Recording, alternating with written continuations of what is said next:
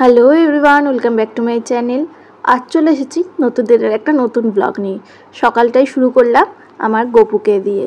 তো দেখো, ওকে খাওয়া দাওয়া করিয়ে বসিয়ে দিয়েছি আর ওকে বলেছি যে নিজে নিজে খেয়ে নিতে। তো আজকে খুব সুন্দরভাবে সাজিয়েছিলাম। আজ ছিল অমাবস্যা, তো এইটা নাকি কৌশিকী অমাবস্যা, খুব বড় অমাবস্যা। তো ওই জন্য একটুখানি ভাবলাম যে আজকে আর ভাত খাবো না, মায়েরা খেয়েছিল ভাত। তো আমি ভাবলাম একটুখানি চলো লুচি আর আলুর দম করি। তো বাড়িতে সেরকম কিছু ছিল না, মানে যেগুলো আমি দিয়ে করি, টক দই বা বলো চাল মগজ, এগুলো কিছুই ছিল না। তো যেইগুলো ছিল সেইগুলো দিয়েই করেছিলাম, আর অনেকটাই ঝাল দিয়েছিলাম, তোমরা সেটা দেখেই বুঝতে পারছো লঙ্কার পরিমাণটা। এমনি সময় তো করা হয় না, তো আজ যেহেতু অমাবস্যা ছিল তাই ভাবলাম যে একটুখানি লুচি আর আলুর দম খাবো। আর একটুখানি মা কালীর জন্য মাকে বলেছিলাম একটুখানি মালা আর একটুখানি ফল আর মিষ্টি আনতে, তো মা এনেছিল। তাই গপুর সাথে সাথে মা কালীকেও দিয়েছিলাম খেতে, আর সবাইকে বলেছিলাম যে খেয়ে নিতে। তো এখানে দেখো, আমি আলুগুলোকে একটুখানি ফার্স্টে হলুদ আর নুন দিয়ে মাখিয়ে রেখেছিলাম, যাতে একটুখানি ভেজে নিলে তাড়াতাড়ি হয়ে যায় আলুর দমটা। আর এইদিকে আমি মশলাটা কষাতে দেবো, আর এইদিকে মশলাটা কষে গেলে ভাজা আলুগুলো দিয়ে দিত। তো এইভাবে আমি করি না, কিন্তু আজকে করলাম কারণ তাড়াহুড়ো ছিল, ওই জন্য ভাবলাম যে এইটা করে নিলে হয়তো তাড়াতাড়ি হয়ে যাবে। তো সেই অনুযায়ী আজকে একটুখানি তাড়াতাড়ি করছিলাম। গপুকে ভোগ দেবো ভেবেছিলাম, কিন্তু দিতে পারলাম না, কারণ আজ মানে যা মশলা ছিল, নিরামিষ হলেও একটুখানি ছোঁয়াছুঁয়ি আছে। ওই জন্য আজকে আমি আর গপুকে ভোগ দিলাম না, ভেবেছিলাম দেব, কিন্তু কিছু করার নেই, ওই জন্য দিতে পারলাম না। মনটা ওই জন্য খারাপ হয়ে গেল, কিন্তু যাই হোক কী করব। তো আমি যেহেতু নিরামিষ খাবো, ওই জন্য আজকে করতেই হলো। অন্য দিন হলে করা হয় না, অন্য সব অমাবস্যাতে আমি খেয়ে নিই, মনে থাকে না তো, কিন্তু আজকে যখন মনে আছে সেটা পালন করাটা উচিত। তো সেই অনুযায়ী আজকে একটুখানি পালন করছি। জানো তো, আমার মা বলে আমি আদিমকালের একটা বদ্যি বুড়ি, কারণ আমার না এই একাদশী বলো, অমাবস্যা বলো, পূর্ণিমা, এইসব দিনেতে না আগের দিন নালে সেদিন খুব গা হাত পা ব্যথা করে, পা ব্যথা করে, কোমর ব্যথা করে। তো ওই জন্য আমার মা বলে তোর সব লক্ষণগুলো আদিমকালের বুড়িদের মতো, আর তোর ব্যবহার আচারও ওই রকম।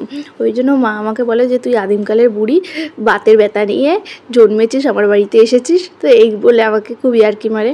এদিকে দেখো, কথা বলতে বলতে আমার আলুর দমটা কষাও হয়ে গেছে, আর আলুগুলো দিয়ে জল দিয়ে ফুটতেও দিয়ে দিয়েছি।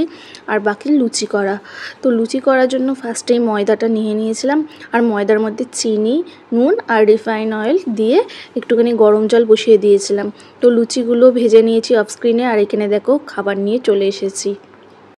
আজকে সারাদিনের ব্লগের মধ্যে এই ফার্স্টটা আমি সামনে এলাম, না হলে সব মানে কি করেছি সকাল থেকে কিছু কিছু করে দেখানোর চেষ্টা করেছি, পুরোটা দেখাতে পারিনি, কারণ পুরোটা দেখানো সম্ভব ছিল না। সকালবেলা থেকে অনেক কাজ থাকে, সেগুলো দেখাতে গেলে অনেকটা বড় হয়ে যাবে ভিডিও। আর প্রত্যেক দিন কী কাজ করি তোমরা জানো, তো সেগুলো একভাবে দেখানোর কোনো মানে হয় না। তো সকালবেলাতে কী কী করেছি তোমরা সেটা শেয়ার করেছি। তো এখন বাজে ওটা দেখে বলছি 6:40। তো এখন বাজে 6:40। তো এখন একটুখানি সেলাই নিয়ে বসবো, সেলাইয়ের কাজ আছে সেগুলো নিয়ে বসবো, তোমাদের সাথে শেয়ার করব। আর কয়েকটা জিনিস করার আছে, সেগুলো তোমাদেরকে দেখাবো। তো চলো সেগুলো দেখাই। তারপর জানি না কোথাও বেরোবো কি না, যদি নিয়ে বেরোয় তো তাহলে যাব, দেখা যাক কী করি। তো চলো, যা করবো তোমাদের সাথে শেয়ার করার চেষ্টা করবো, দেখতে থাকো। এই দেখো, এই শাড়িটা ওই কালকে রাজার দিদি পরেছিল, তো এইটাও ফলস পিকও করা নেই, তো সেটা করতে হবে, সেইটার জন্য আমাকে দিয়েছে। তো এইটা করা বাকি সেই শাড়িটা। আর এইদিকে রাজার মায়ের দুটো ব্লাউজ, এগুলো নতুন কিনেছে, এইগুলো একটুখানি সেলাই করতে দিতে হবে, মানে সাইড দিয়ে সেলাই করে দিতে হবে। আর এই ব্লাউজটাও একটুখানি সাইড দিয়ে সেলাই করে দিতে হবে একটুখানি। আর কালকে সেই আমি এই জামাটা বানিয়েছিলাম, তো এটা একটুখানি হাতাটা লাগিয়ে দিতে হবে, হাত কাটা ছিল বলে ওই জন্য বললে একটুখানি। তো হাতাটা একটুখানি লাগিয়ে দেবো। তো ব্যাস, চলো যতটা পারি এখন করার চেষ্টা করব। চলো, সেলাইয়ের সব কাজগুলো কমপ্লিট করে নিলাম, শুধু পার্টটা ছিল না বলে বসাতে পারিনি। তো যাই হোক, এটা কালকে করে নেব।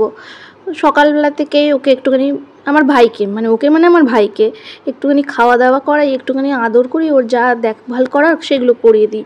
পরে যেদিন ওষুধ খাওয়ানোর থাকে সেগুলো খাওয়াই। তো আজকে সকালবেলা ওকে আদর করেছিলাম আর খাইয়ে দিয়েছিলাম। তারপর থেকে না ওর সাথে আর সেইভাবে হয়নি আদর করা বা কথা বলা। তারপরে গপুকে নিয়ে ব্যস্ত, নিজের ঘরের কাজ বাজ, সেলাই। তো এই সেলাইটা সেরে এখন একটুখানি ওকে কোলে করে নিয়ে আমার জানলাটায় বসিয়ে দিয়েছিলাম। একটুখানি ওকেও তো টাইম দিতে হবে বলো, নাহলে ওরও তো মনটা খারাপ করবে। সব সময় নিজের কাজ নিয়ে থাকলে তো হবে না, যতই হোক ওর বয়স হচ্ছে।